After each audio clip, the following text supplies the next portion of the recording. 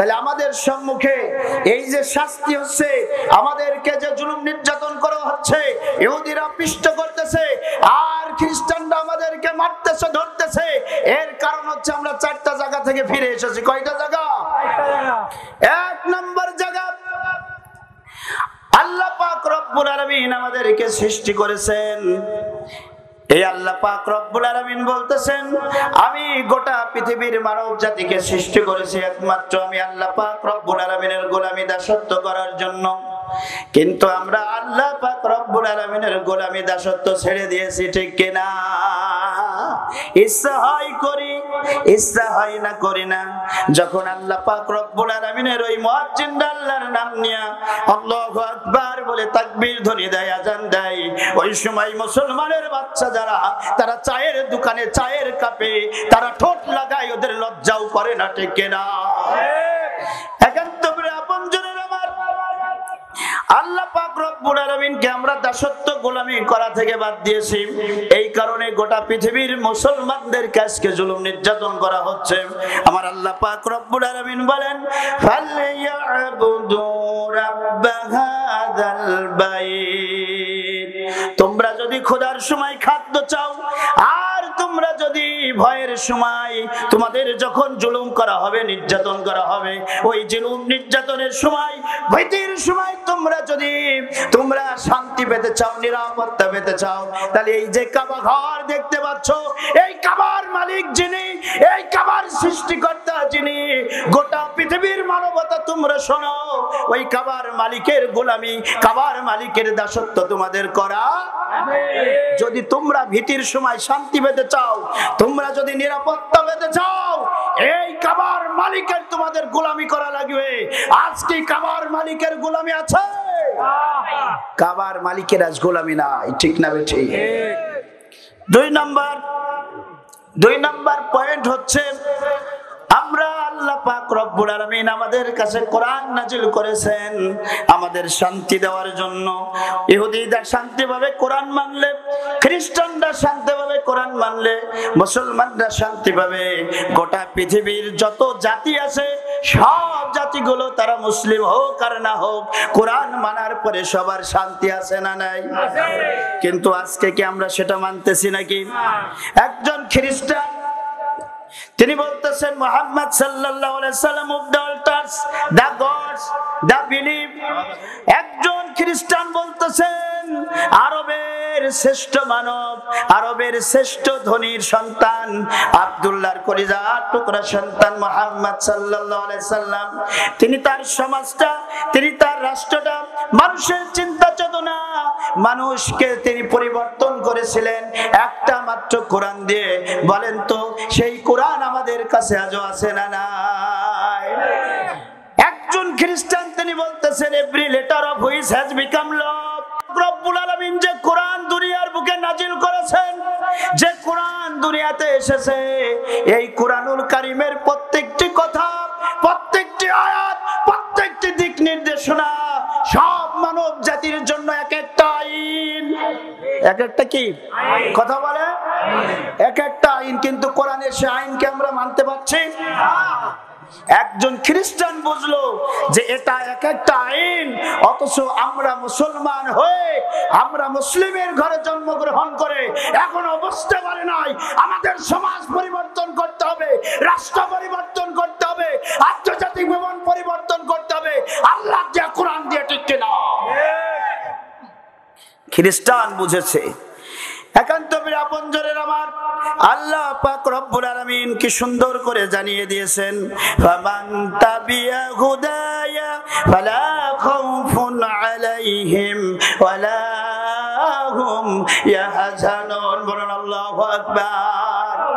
আমার আল্লাহ পাক রব্বুল আলামিন বলেন, দুনিয়ার মানবতা তোমরা যদি কল্যাণ পেতে চাও, তোমরা যদি এই সমাজে শান্তি পেতে চাও, তাহলে তোমাদের 1 নম্বর ডিউটি হচ্ছে, আমি আল্লাহ পাক রব্বুল আলামিন যে কোরআন তোমাদের কাছে নাজিল করেছি, এই কোরআনুল কারীমের তোমাদের আনুগত্য করা লাগবে। কি করা লাগবে? তোমরা যদি আনুগত্য করতে পারো, তোমরা যদি কোরআনের বিধানগুলো আইনগুলো যদি মেনে নিতে পারো, তাহলে আমি আল্লাহ পাক রব্বুল আলামিন ঘোষণা করলাম তোমাদের কোনো ভয় নাই, তোমাদের কোনো চিন্তা নাই, তোমাদের কোনো দুশ্চিন্তা নাই। আমাদের ভয় আর দুশ্চিন্তা আছে না? না। কি ভয় আর কিসের দুশ্চিন্তা? আপনার বাড়িতে সুন্দর দুইটা গরু আছে, কে আছে? দুইটা গরু আছে, আপনি গরুটা পরিচালনা করেন, রাতের বেলা ঘুমাতে গেলে আপনার ডাকাতের চিন্তা আসে না? না। কথা বলে।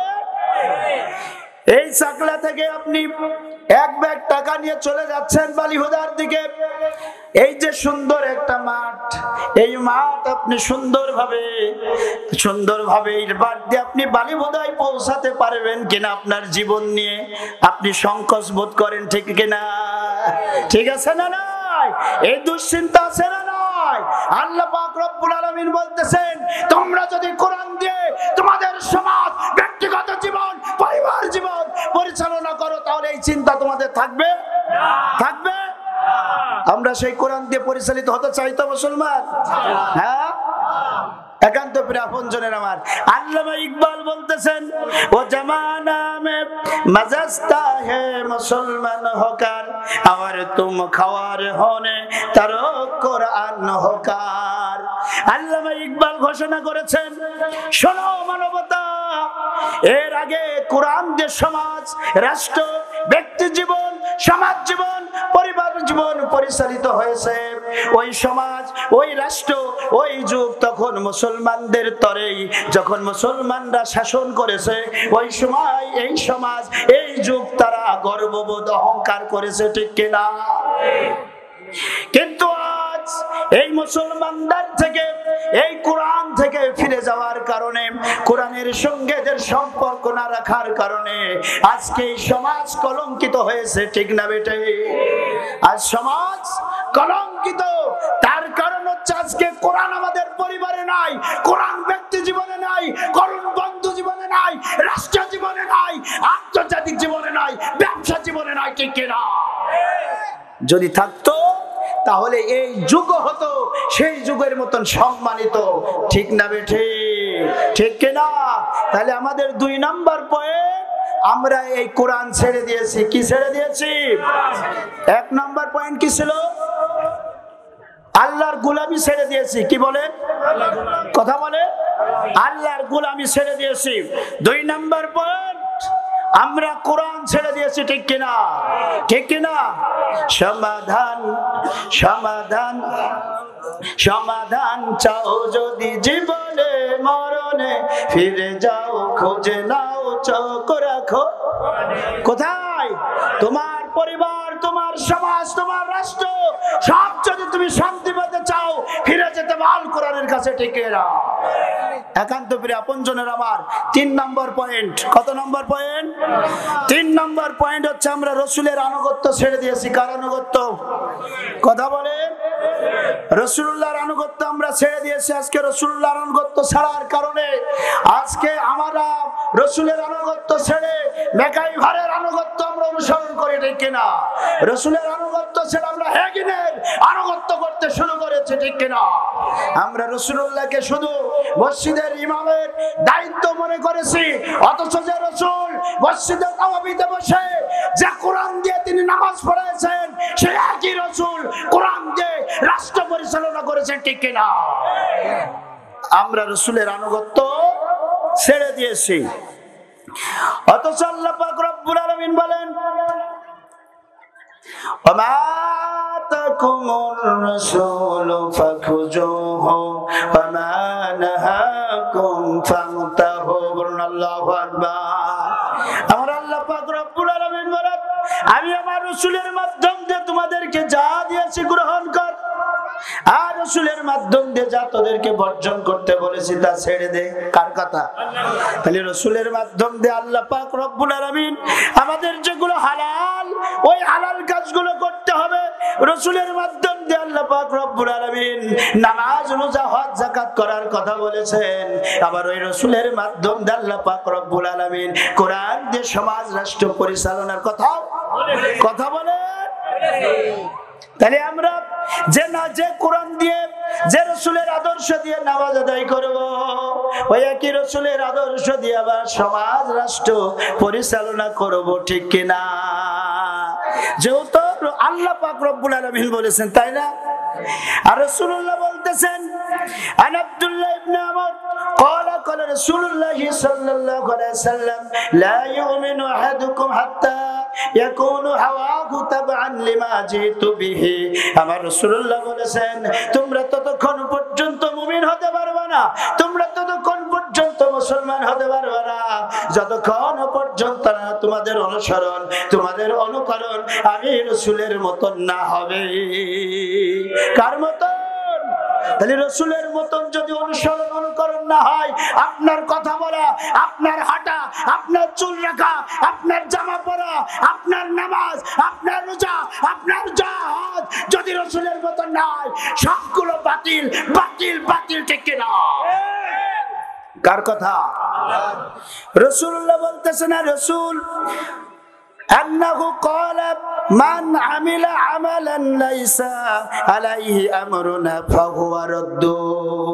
আমার রাসূল বলেছেন, তোমরা নামাজ আদায় করেছো কিন্তু আমার সেখানে হুকুম নাই, তোমরা রোজা পালন করেছো আমার হুকুম নাই, তোমরা হজ করেছো হুকুম নাই, তোমরা যাকাত দিয়েছো যদি আমার হুকুম না থাকে, তোমরা যত ভালো কাজই করো না কেন, সব ভালো কাজ, সব ভালো কাজ আমার আল্লাহ পাক রব্বুল আলামিন ফাহুয়া রাদ্দু, বাতিল করে দিবেন। কি করবেন? তাহলে আনুগত্য করতে হবে কার? আমরা সবাই দুরূদ শরীফ পড়ুন, আল্লাহুম্মা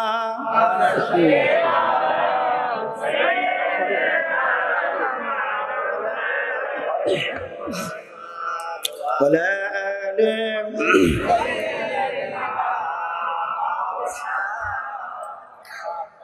তাহলে 3 নম্বর পয়েন্ট কি? কথা বলেন, 3 নম্বর পয়েন্ট কি? রাসূলের আনুগত্য আজকে আমাদের সমাজে সমাজে আপনারা কথা বলছেন কেন?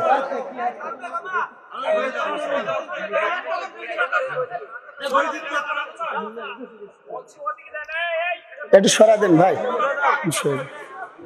আমরা গ্যাঞ্জাম না করি, কথা শুনি। সরা দিচ্ছে ভাই, সরা দিচ্ছে। আপনারা মুসলমান এত মাথা গরম কেন? মুসলমান এত মাথা গরমের জাতি না তো। আরো সরা দেন ভাই, একটু সরা দেন। একান্ত প্রিয় আপনজনের আমার, মুসলমান মুসলমান মাথা গরম করবে তখন কাফেররা সামনে আসবে তখন, ঠিক না?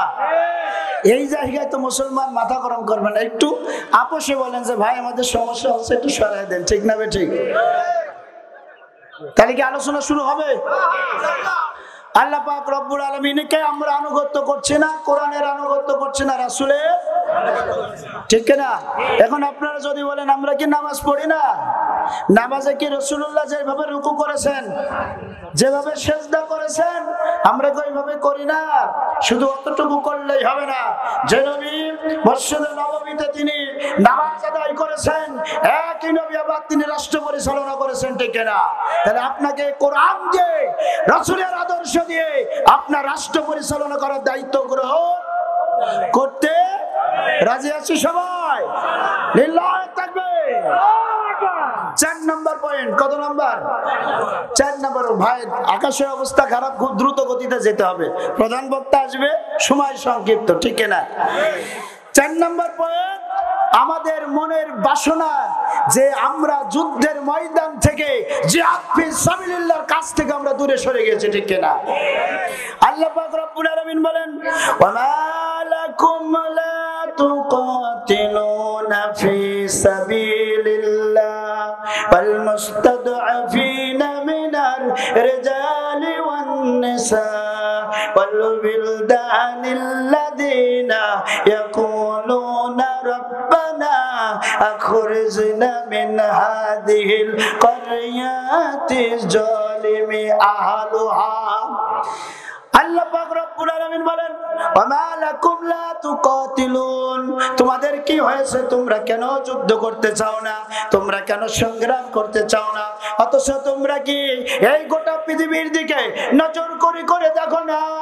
ওই যে কাশ্মীরের মুসলমানদের দিকে তাকাও, মায়ানমারের মুসলমানদের দিকে তাকাও, তোমরা ফিলিস্তিনের মুসলমানদের দিকে তাকাও, কত শত মুরব্বী মানুষগুলো, দুর্বল শ্রেণীর মানুষগুলো আর দুর্বল শ্রেণীর নারীগুলো, সত্য সত্য সন্তানগুলো তাদের চোখের পানি ছেড়ে দিয়ে আর্তনাদ করে করে আমি আল্লাহর কাছে প্রার্থনা করতেছি, রব্বুল আলামিন, ও আল্লাহ, তুমি কি আমাদের দিকে নজর করে দেখো না, দেখো না, তুমি কি আমাদের দিকে তাকাও না?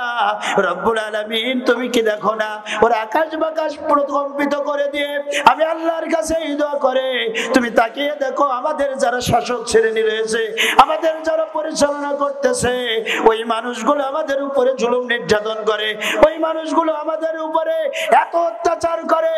আল্লাহ, এই অত্যাচারে রাষ্ট্রের ভিতরে আমরা থাকতে পারি না। রব্বুল আলামিন, তুমি আমাদেরকে এই অঞ্চল থেকে ফিরাইয়া নিয়ে যাও, এই অঞ্চল থেকে অন্য অঞ্চলে আমাদেরকে পাঠাইয়া দাও। কি কথা? এই অঞ্চল থেকে। আর তুমি যদি না পাঠাও তাহলে আমাদের কাছে, তোমার কাছ থেকে একজন অভিভাবক পাঠায় দাও, একজন ওলি পাঠায় দাও, তোমার কাছ থেকে আমাদের কাছে রব্বুল আলামিন বিজয়ের সুসংবাদ দিয়ে দাও। কিসের সুসংবাদ? কিসের সুসংবাদ? এই দৃশ্য কি আপনারা দেখেন না? ফিলিস্তিনের দিকে তাকান না, কাশ্মীরের দিকে তাকান না। আজকে আপনারা তাসবিহ তানার ভিতরে জান্নাত খুঁজতেছেন, অথচ যারা আল্লাহওয়ালা, যারা রাসূলুল্লাহর সাহাবী ছিল, তারা জান্নাত খুঁজেছে তলোয়ারের নিচে, ঠিক কিনা? আমরা মিষ্টি খাওয়া সুন্নাতের ভিতরে জান্নাত খুঁজি, তাসবিহ দানার ভিতরে জান্নাত খুঁজি। তাসবিহ দানার ভিতরে জান্নাত নয়, জান্নাত হচ্ছে তলোয়ারের নিচে, ঠিক কিনা? একান্ত প্রিয় আপনজনের আমার, তাহলে এই যে যুদ্ধের ময়দান, এটা কি আমরা এখন গ্রহণ করতে পারছি মনে মনে? বলে হ্যাঁ। অথচ রাসূলুল্লাহ বলছেন, মান মাতা ওয়ালাম ইয়াকজু ওয়ালাম ইহাদ্দিস বিহি নাফসাহু মাতা আলা শুবাতি মিনান নিফাক। তুমি যতদিন বেঁচেছো, এই বাঁচার ভিতরে, তোমার কলিজার ভিতরে এই চিন্তা চেতনা ছিল না যে আল্লাহর জমিন, আল্লাহর দ্বীন প্রতিষ্ঠিত হবে, কোরআন দিয়ে সমাজ চলবে, কোরআন দিয়ে রাষ্ট্র চলবে, কোরআন দিয়ে বিচার ব্যবস্থা চলবে। এই চিন্তা চেতনা তোমার ভিতরে যদি না থাকে, মান মাতা, তুমি মৃত্যুবরণ করবে, তুমি মৃত্যুবরণ করবে, তোমার মরণ হবে নিফাক অবস্থায়, নিফাক অবস্থায়, মুনাফিক অবস্থায়, ঠিক কিনা? একান্ত প্রিয় আপনজনের আমার, খারাপ লাগতেছে, তাই না? সম্মানিত হাজিরিন, যারা বসে রয়েছেন আমি তাদেরকে দাঁড়ানোর যারা আছেন বসার জন্য অনুরোধ করছি। ভাই, প্রধান বক্তা এখনই চলে আসবে। তাহলে চারটা বিষয় আমরা কি করেছি? আনুগত্য করি না। কয়টা বিষয়ে? চারটা বিষয়। আর তিনটা জিনিস আমরা তৈরি করতে ব্যর্থ হয়েছি। কয়টা জিনিস? কয়টা জিনিস? এক নম্বর, খলিফা ওমরের মতন নেতা আজকে আমাদের সমাজে নাই। গোটা পৃথিবীতে আছে নাকি? কথা বলে। আজকে ওমরের মতন শাসক নাই। খলিফাতুল মুসলিমিন, মাইকে সমস্যা আছে কি? খলিফাতুল মুসলিমিন আমিরুল মুমিনিন, তিনি যখন খলিফার শপথ গ্রহণ করলেন, শপথ গ্রহণ করার পরে তিনি ঘোষণা করে দিলেন, শোনো রাষ্ট্রের মানুষেরা, যদি ফুরাতের তীরে একটা কুকুর পানির অভাবে, পানি না খাওয়ার অভাবে যদি মারা যায়, কাল কিয়ামতের ময়দানে আমার আল্লাহ পাক রব্বুল আলামিনের কাছে আমি ওমরের জবাবদিহিতা করা লাগবে। খলিফা ওমর, একটা কুকুর মারা যাবে, জবাবদিহিতার ভয়ে তার রাতে ঘুম। কথা বলে। কিন্তু আমাদের সমাজ রাষ্ট্রের ভিতরে কত শত মানুষকে আমরা পাখির মতন গুলি করে হত্যা করতেছি, অথচ আমাদের ঘুমের কোনো সমস্যা নাই, ঠিক না? খলিফা ওমর তিনার কলিজা টুকরা সন্তান, তিনি যখন মদ্যপান করেছেন, মদ্যপান করার কারণে আমার খলিফাতুল মুসলিমিন আমিরুল মুমিনিন কলিজা টুকরা সন্তানকে আঘাত করতে করতে দুনিয়ার মুখ থেকে বিদায় করে দিয়েছেন। এই নেতা কি আমাদের সমাজে আছে? আছে নাকি? গোটা পৃথিবীতে আছে? তাহলে ওমরের মতন একজন শাসক দরকার আছে না নাই? দরকার আছে না নাই? আমরা আল্লাহর কাছে প্রার্থনা করব, পারবো না? আমরা আল্লাহকে বলবো, রব্বুল আলামিন তুমি তো বলেছো, প্রভু তুমি বলেছো রাসূল দেবে না, বলনি দেবে না ওমর, বলনি দেবে না হামজা তারিক, খালিদ বিজয় সমর, ঠিক না? আমরা আল্লাহর কাছে বলবো, আল্লাহ তুমি আমাদেরকে রাসূল দেবে না ঠিক আছে, কিন্তু তুমি বলনি ওমর দেবে না, তুমি বলনি খালিদ দেবে না, তুমি বলনি সালাউদ্দিন আইয়ুবী দেবে না, ঠিক কি না? আমরা এদের জন্য দোয়া করতে পারি না? আমরা তাদের জন্য দোয়া করব যেন আমরা সালাউদ্দিন আইয়ুবী পাই, ঠিক কিনা? তাহলে একজন নেতা তৈরি করতে আমরা ব্যর্থ। কি তৈরি করতে? নেতা তৈরি করতে ব্যর্থ। 2 নাম্বার, আমরা আমাদের সেনা প্রধান তৈরি করতে ব্যর্থ হয়েছি। আমরা আমাদের সন্তানদেরকে স্বপ্ন দেখাই তুমি ডাক্তার হবে, আমরা আমাদের কলিজার টুকরা সন্তানকে স্বপ্ন দেখাই তুমি ইঞ্জিনিয়ার হবে, আমরা আমাদের সন্তানদেরকে স্বপ্ন দেখাই তুমি বড় আলেম হবে, কিন্তু আমাদের সন্তানদেরকে আমরা এই স্বপ্ন দেখাই না যে তোমরা সেনা প্রধান হবে, ইসলামের জন্য কাজ করবে, কোরআনের জন্য কাজ করবে, ঠিক কিনা? এই স্বপ্নকে আমরা দেখাই। আজকে আমরা আমার সন্তানের পরিবার চালানোর জন্য 7 লাখ 10 লাখ টাকা দিয়ে আর্মিতে ঢোকাই, 20 লাখ টাকা দিয়ে পুলিশে ঢোকাই, ঠিক কিনা? কিন্তু আমার সন্তানকে আমি একজন সেনা প্রধান, নিষ্ঠাবান সেনা প্রধান বানাবো, তার কলিজার ভিতরে থাকবে ইসলাম, তার কলিজার ভিতরে থাকবে কোরআন, তার কলিজার ভিতরে থাকবে আল্লাহর ইসলাম বিজয়, ঠিক কিনা? পারবো সেই সন্তান তৈরি করতে? একান্ত প্রিয় আপনজনের আমার একজন সেনাপতির কথা বলবো, নাম তার খালিদ সাইফুল্লাহ। খালিদ সাইফুল্লাহ কেমন তিনি সেনা প্রধান ছিলেন দেখেন। রোমান সৈন্যদের সঙ্গে যুদ্ধ হবে, রোমান সৈন্য 2,24,000। কত লক্ষ? কত লক্ষ? 2,24,000 হলো রোমান সৈন্য, আর মুসলমানদের সৈন্য হচ্ছে মাত্র 30,000। এই 2 লক্ষ সৈন্যের বিরুদ্ধে মুসলমানরা যুদ্ধ করবে। জিহাদের ময়দানে তারা অবস্থান করেছে, রোমানদের জায়গায় রোমান আর মুসলমানদের জায়গায় মুসলমান। মুসলমানদের সেনাপতি খালিদ সাইফুল্লাহ আর খ্রিস্টানদের সেনাপতি, রোমানদের সেনাপতি বাজার নাম তার। একান্ত প্রিয় আপনজনের আমার, 2 জন যখন গোল মিটিং বৈঠক করতেছে, ঠিক এমন মুহূর্তে বাজান ডাক দিয়ে বলছে, খালিদ মুসলমানদের সেনাপতি তুমি শোনো, তোমরা গরিব মানুষ, জাতিতে গরিব, তোমাদের খাদ্যের অভাব, তোমাদের টাকার অভাব, তোমাদের বস্ত্রের অভাব, সুতরাং তোমরা যদি এবছর যুদ্ধ পরিচালনা না করে তোমরা যদি ফিরে চলে যাও মদিনায়, তাহলে তোমাদের জন্য এবছরে যত খাদ্যের প্রয়োজন খাদ্য দেব, যত তোমাদের বস্ত্রের প্রয়োজন বস্ত্র দেব, যত তোমাদের অর্থের প্রয়োজন অর্থ দেব, কিন্তু এবছর তোমরা যুদ্ধ না করে চলে যাবে। যখন খালিদ সাইফুল্লাহর সম্মুখে খ্রিস্টানদের সেনাপতি বলেছিল যে গরিব মানুষ, এই গরিব মানুষ বলার কারণে মুসলমানদের সেনাপতি খালিদ সাইফুল্লাহ তার পৌরসত্বে আঘাত লেগেছিল। কোথায়?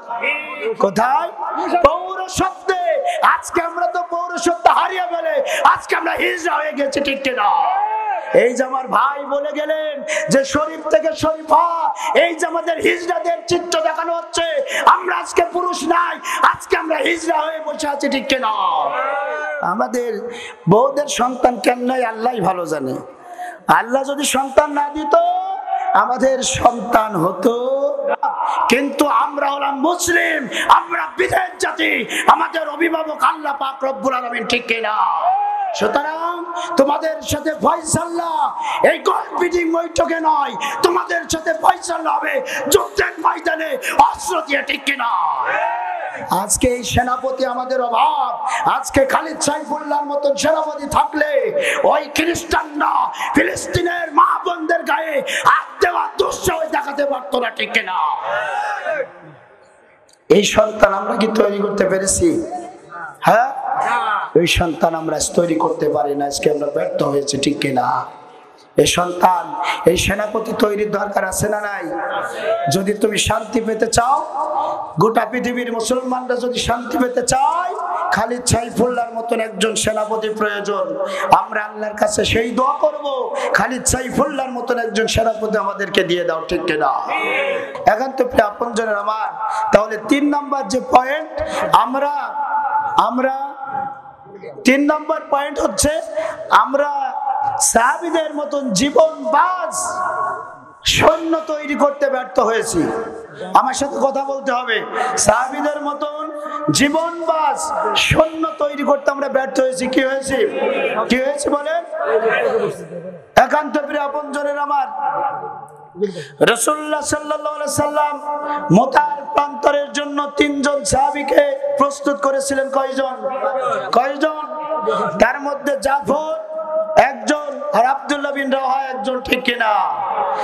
আর একজন যায়েদ বিন হারেসা। রাসূলুল্লাহ বললেন, যায়েদ তুমি পরিবারের কাছ থেকে বিদায় নিয়ে আসো। যায়েদ বলতেছেন, আমার আব্বা আপনি আর আমার মা এসা, সুতরাং আর কোথাও যাওয়ার প্রয়োজন। জাফর চলে গেল বাড়ির দিকে। বাড়িতে গিয়ে তার বিবির কাছ থেকে বিদায় নিচ্ছেন। বিবিরে, আল্লাহর নবীজি মুতার প্রান্তরের জন্য আমাকে প্রস্তুত থাকতে বলেছেন, আর 2 নম্বরে আমার নামটা ঘোষণা করেছেন। বিবিরে, তুমি আমার জন্য দোয়া করো, জিহাদের ময়দানে যেন আমি শহীদ হয়ে আল্লাহর জান্নাতে যেতে পারি। বিবি তখন ডাকতে বলছে, স্বামী গো, আমি তো আপনাকে ফেরাতে পারবো না, কিন্তু আল্লাহর কাছে আমি প্রার্থনা করি, রব্বুল আলামিন, তুমি আমার স্বামীকে তুমি আমার কাছে গাজী হিসেবে জিহাদের ময়দান থেকে ফিরাইয়া দিও। হযরত জাফর বিন আবু তালিব তলোয়ারের উল্টা পিঠ দিয়ে বিবির শরীরে আঘাত করে ডাকতে বলেন, বিবিরে, তুমি উল্টা দোয়া করো না, তোমার এই দোয়া আল্লাহ পাক রব্বুল আলামিন কখনোই কবুল করবে না। তার কারণ রাসূলুল্লাহ আমার নামটা 2 নম্বরে ঘোষণা করেছেন, আমার আগেও একজন আছে, পরেও।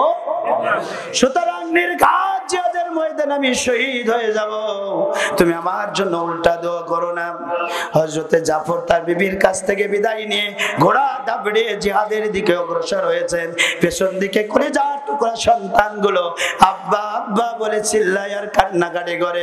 বিবি কাটা কবুতরের মতন ছটফট করে। কিন্তু খালিদ সাইফুল্লাহ পেছনের, কিন্তু জাফর বিন আবি তালিব পেছনের দিকে নজর করে একটাবারের জন্য দেখলেন না যে কে তার জন্য কলিজার টুকরা সন্তান আর বিবি কাটা কবুতরের মতন ছটফট করে। একটাবার নজর করে দেখি এই চিন্তা তার মাথার ভিতরে আসে নাই। তার মাথার ভিতরে এসেছে জিহাদের ময়দানে যাব, শহীদ হব, আল্লাহর জমিন আল্লাহর দ্বীন প্রতিষ্ঠা করব। এই চিন্তা নিয়েই তিনি জিহাদের ময়দানে অংশগ্রহণ করেছেন, ঠিক কিনা? এই জাফরের মতন কলিজা আমাদের আছে? কয়জনের আছে? 2 হাত তুলে দেখান তো।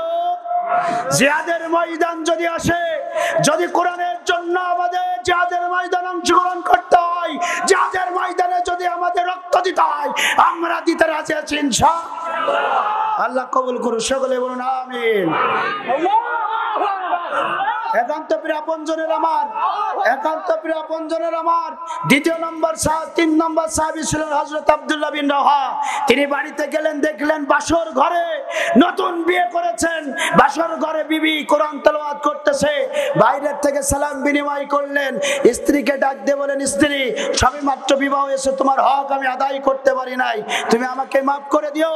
আর শুনে রাখো, জিহাদের জন্য আল্লাহ রাসূল আমাকে জিহাদের জন্য সেনাপতির দায়িত্ব দিয়েছেন। সুতরাং যদি জিহাদ থেকে ফিরে আসি তাহলে আলহামদুলিল্লাহ, আর যদি জিহাদ থেকে ফিরে না আসি তাহলে আমার জন্য দোয়া করো।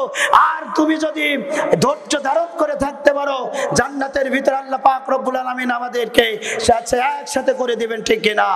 সুতরাং এই সাহাবীদের মতন করে যদি আজকে আমরা আমাদের জীবনটা দিতে পারতাম, জিহাদের জন্য যদি প্রস্তুতি থাকতে পারতাম, গোটা পৃথিবীর মুসলমানেরা আজও শাসন করত, ঠিক কিনা?